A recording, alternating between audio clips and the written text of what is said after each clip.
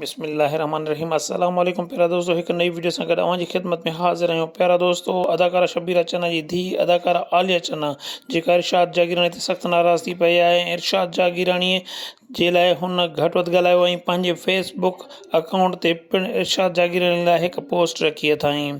आलिया चन्ना जो कावड़ जी वञण जो सबबु ऐं इरशाद जागीरानीअ खे घटि वधि ॻाल्हाइण जो छा सबबु आहे, इहो ई सभु कुझु अॼु असां हिन वीडियो में अव्हांखे ॿुधाईंदासीं। प्यारा दोस्तों, आलिया चन्ना जी कावड़ जो असल सबबु उहो प्रोग्राम आहे जेको इरशाद जागीरानी अरेंज कयो आहे ऐं उहो प्रोग्राम आपा शबीरा जे ऑनर में अरेंज कयो आहे। आलिया चन्ना आख़िर पंहिंजे माउ जे ऑनर में रखियल प्रोग्राम ते छो नाराज़ थी? आलिया चन्ना जो चवणु हुयो त असांजी अमड़ जे लाइ प्रोग्राम रखियो वियो आहे ऐं असांजी फैमिलीअ खे का बि ख़बर न आहे। कम से कम तव्हां असांखे इनवाइट न कयो, पर असां खां इजाज़त त वठो, असां सां मशवरो त कयो। आलिया चन्ना पंहिंजे फेसबुक अकाउंट ते पिणु इरशाद जागीरानी जे लाइ पोस्ट रखी आहे ऐं उते बि आलिया चन्ना इहो ई मैंशन कयो आहे त असांजी अमड़ जे लाइ प्रोग्राम आहे ऐं असांजी फैमिलीअ खे का ख़बर ई कोन्हे का।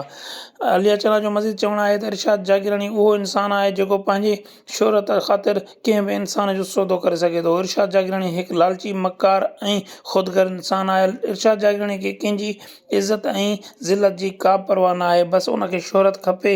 इरशाद जागीरानी जेको कुझु हिन महिल सोशल मीडिया ते करे रहियो आहे उहो सभिनी जे साम्हूं आहे।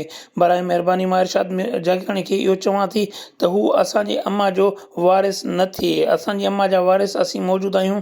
जेकॾहिं असांखे को प्रोग्राम अरेंज करिणो पियो त असां पाण कंदासीं।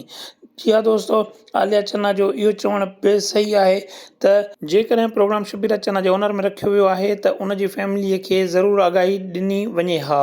जी हा दोस्तों, हीअ ई असांजी अॼु जी वीडियो। छा अव्हां बि आलिया चन्ना जे हिन मौक़िफ़ सां हमआहंगी रखो था? जेकॾहिं अव्हांखे आलिया जो ही मौक़िफ़ पसंदि आयो त कमेंट करे पंहिंजी राय खां ज़रूरु आगाह कजो। दुआ कजो आपा शबीरा चन्ना जी मग़फ़िरत लाइ। ॿी कंहिं वीडियो में वरी मिलंदासीं। अल्लाह हाफ़िज़।